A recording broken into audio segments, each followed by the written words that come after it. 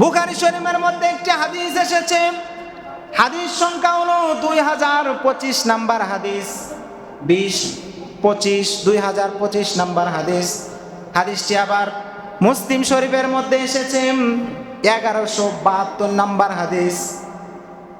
বিশ্বনবী বলেছেন, কানান নবী সাল্লাল্লাহু আলাইহি ওয়াসাল্লাম ইয়াতাকিফুল আশরাল আওয়াখির মিন রমাদান। আল্লাহ রাসূল রমজানের শেষ দশকে ইতিকাফ করতেন, হাত্তা তাওয়াফাহুল্লাহ, মৃত্যুর আগ পর্যন্ত। বলেন সুবহানাল্লাহ। ইতিকাফ করার মর্যাদার কথা বলছি। ইতিকাফ করার মর্যাদা ফজিলত কত বেশি। বিশ্বনবী বলেছেন, মান ইয়াতাকাফা আশরা ফি রমাদানা কানা লাহু হাজ্জাইন আও উমরাতাইন। আমার কোন উম্মত যদি রমজানের শেষ দশকের 10 দিন ইতিকাফ করেন, আল্লাহ রাব্বুল আলামিন ইতিকাফের উসিলায় ওই ব্যক্তির আমলনামায় 2টা কবুল হজ অথবা 2টা কবুল উমরার সওয়াব লিখে দিবেন। ইতিকাফ এই শব্দটা এর শাব্দিক অর্থ হচ্ছে আবদ্ধ করে রাখা। কি করে রাখা? আবদ্ধ করে রাখা। পারিভাষিক ইতিকাফ বলা হয় নির্দিষ্ট জায়গায় ইবাদতের উদ্দেশ্যে একটা নির্দিষ্ট জায়গায় নির্দিষ্ট সময় অবস্থান করার নামই হচ্ছে ইতিকাফের পারিভাষিক অর্থ। আর যিনি অবস্থান করেন তাকে মুতাকিফ বলা হয়। কি বলা হয়? মুতাকিফ, মানে ইতিকাফকারী। কেউ যদি ইতিকাফ করে তার লাভ কি হবে? আল্লাহ তাআলা এই ইতিকাফের উসিলায় তার জীবনের সবগুলো মাফ করে দিয়ে তাকে পবিত্র বানিয়ে দিবেন। বলেন সুবহানাল্লাহ। আল্লাহ রাব্বুল আলামিন ইতিকাফের উসিলায় তাকে পবিত্র বানিয়ে দিবেন। অন্য ইবাদত করার পরে আল্লাহ রাব্বুল আলামিন বলেছেন, নামাজ পড়ুন, নামাজ পড়লে আপনি পবিত্র হবেন, এটা নিশ্চিত বলা হয় নাই। হজ করুন, হজ করলে আপনি পবিত্র হবেন, এটাও চূড়ান্ত করে বলা হয় নাই। যাকাত দিলে বান্দা পরিপূর্ণভাবে পবিত্র হবে, এটা বলা হয় নাই। তবে কেউ যদি শেষ দশকের 10 দিন ইতিকাফ করেন, ইতিকাফের উসিলায় আল্লাহ রাব্বুল আলামিন ওই বান্দার জীবনের সব গুনাহ মাফ করে তাকে পবিত্র বানিয়ে দিবে। পবিত্র বানিয়ে দেওয়ার ঘোষণা করেছেন কে? আল্লাহ। সুতরাং এটা এই দৃষ্টিকোণ থেকে ইতিকাফের একটা বড় গুরুত্ব আছে কিনা বলেন? অনেক গুরুত্বপূর্ণ। ইতিকাফ করার মর্যাদার কথা বলছি। ইতিকাফ করার মর্যাদা ফজিলত কত বেশি। বিশ্বনবী বলেছেন, মান ইয়াতাকাফা আশরা ফি রমাদানা কানা লাহু হাজ্জাইন আও উমরাতাইন।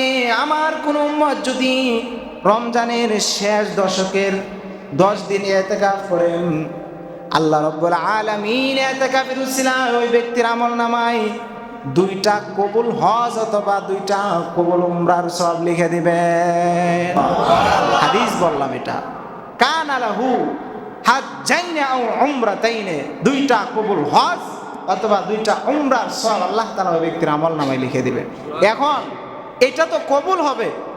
আমরা যারা এই অনেকে এখন উমরায় যাচ্ছে না, আপনার এখন আমি যতটুকু জানি 1.5 লক্ষ টাকা থেকে 2 লাখ টাকা এখন উমরা করতেই লাগে। অন্য সময় 1,20,000 30,000 লাগে, কিন্তু এখন 1.5 লাখের নোট সম্ভবত যাওয়া যায় না। তো 2টা উমরা হচ্ছে 3 লাখ। আর হজ করতে সাধারণত কত লাগে? 6 লাখ, 7 লাখ, 8 লাখ, তাই না?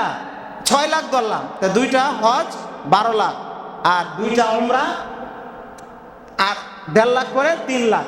কত হলো? 12 আর 3 কত? 15 লাখ করে টাকা খরচ করে আপনি হজ করে উমরা করে আসার পরে ওই হজটা কবুল হবে। আমাদের সামনে যে রমজান মাস আসতেছে, এটা সুন্নত আলাল কিফায়া। কিফায়াতুন এর শব্দের অর্থ হচ্ছে মানে যে কোনো একজনের উপরে ফরজ হবে। যদি একজন আদায় করে তাহলে এলাকাবাসী সবার পক্ষ থেকে এটা কি হয়ে যাবে? আদায় হয়ে যাবে।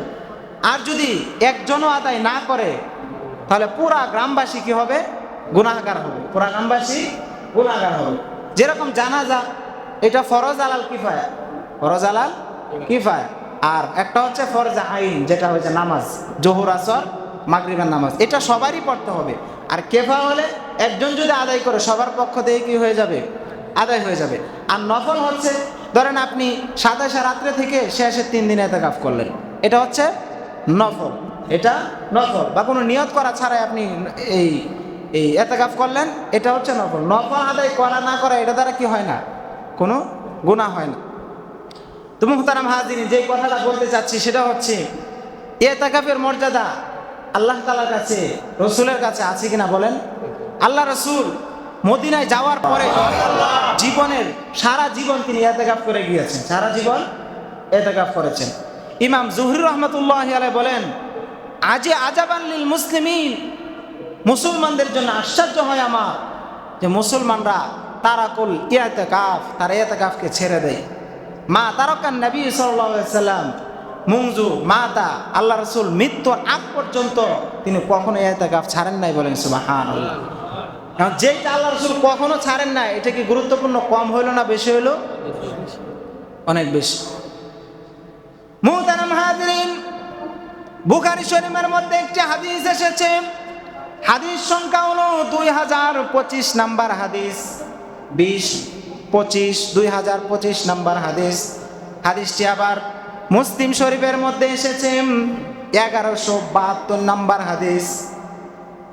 বিশ্ব নবী বলেছেন, কানান নবী সাল্লাল্লাহু আলাইহি ওয়াসাল্লাম ইয়াতাকিফুল আশরাল আওয়াখির মিন রমাদান, আল্লাহ রাসূল রমজানের শেষ দশকে ইতিকাফ করতেন, হাত্তা তাওয়াফাহুল্লাহ, মৃত্যুর আগ পর্যন্ত, বলেন সুবহানাল্লাহ।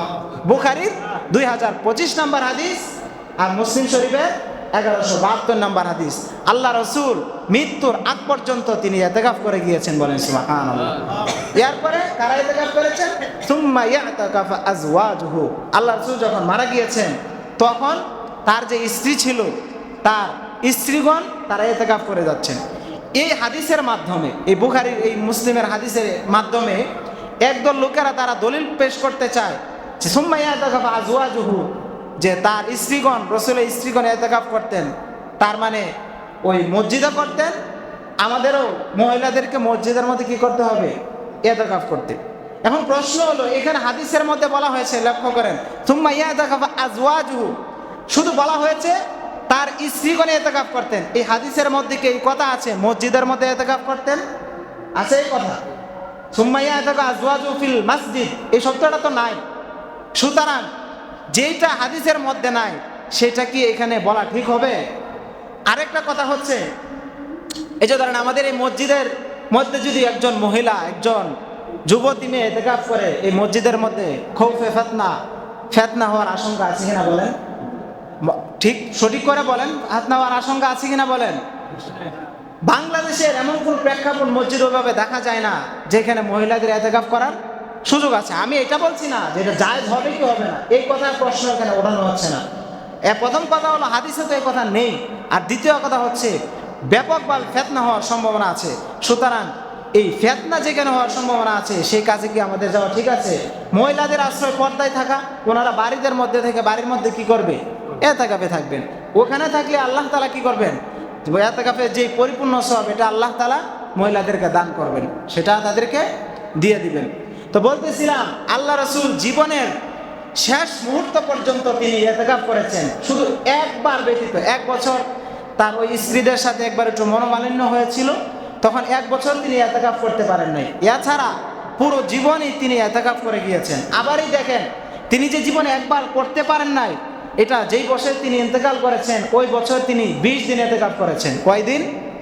20 দিন। ওই যে একবার তিনি করতে পারেন নাই, সেটা তিনি কাফারা শুরু, মানে তিনি ওই জীবনের শেষ বছর তিনি 20 দিন করে কাফারা আদায় করে গিয়েছেন। সুতরাং তিনি এটা দ্বারা বোঝাতে চেয়েছেন ইতিকাফ হচ্ছে একটা গুরুত্বপূর্ণ আমল, একটা গুরুত্বপূর্ণ আমল। আমরা আমাদের নিজের জায়গা থেকে এই নিয়তটা করতে পারি তো ইনশাল্লাহ? যাদের সুযোগ আছে ইতিকাফ করে, এটা এত বেশি ফজিলত আপনি কল্পনাও করতে পারবেন না। কল্পনার বাহিরে এত বেশি সওয়াব, এত বেশি মর্যাদা এটার মধ্যে আল্লাহ তাআলা রেখে দিয়েছেন। বিশ্ব নবী বলেছেন, হে সাহাবায়ে কেরাম, শুনো শুনো, কেউ যদি ইতিকাফ করে রমজানের শেষ দশকে 10 দিনে ইতিকাফ করে, ইতিকাফের উসিলায় আল্লাহ রাব্বুল আলামিন ওই ব্যক্তির থেকে জাহান্নামটাকে 3 খন্দক পরিমাণ দূরে সরায় দিবেন। কয় খন্দক? 3 খন্দক, খন্ড না, 3 খন্দক। সাহাবায়ে কেরাম প্রশ্ন করলেন, ইয়া রাসূলুল্লাহ, ইয়া হাবিবাল্লাহ, খন্দক আবার কি, আর পরিমাণটা কত বড়?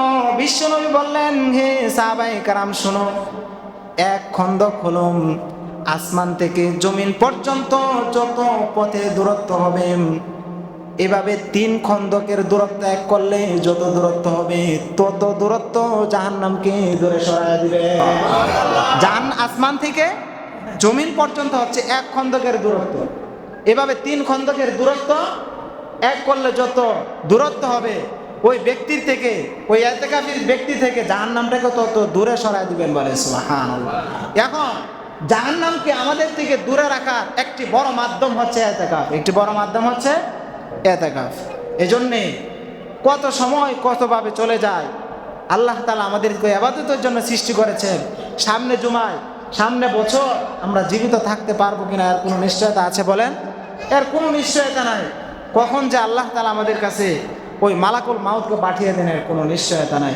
এজন্য আল্লাহ তাআলা আমাদেরকে হায়াত দিয়েছেন, আমরা সর্বোচ্চ চেষ্টা করি, যাদের সুযোগ আছে ব্যস্ততা একটু কমিয়ে ফেলি, 10টা দিন আল্লাহ তাআলার জন্য দিয়ে দেই।